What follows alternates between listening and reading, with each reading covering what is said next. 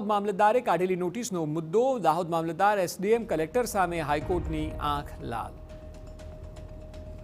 મહેસૂલ પોર્ટલ પર જમીન એને થયાનું રેકોર્ડમાં બતાવે તો નોટિસ કેવી રીતે કાઢી?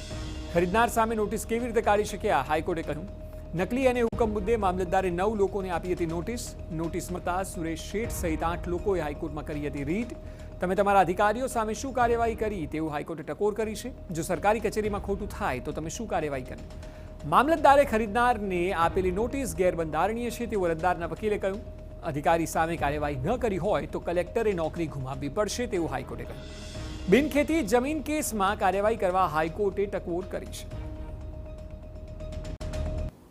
સરકારી વકીલ દ્વારા એવી રજૂઆત કરવામાં આવી કે સાહેબ આ એક મલ્ટી મેગા સ્કેમ છે. તો કોર્ટે એવું કીધું કે આ મલ્ટી મેગા સ્કેમ ચાલુ કઈથી થયો? તમારી સરકારી કચેરીથી થયો. તમે તમારા સરકારી અધિકારીઓ ઉપર શું એક્શન લીધું છે?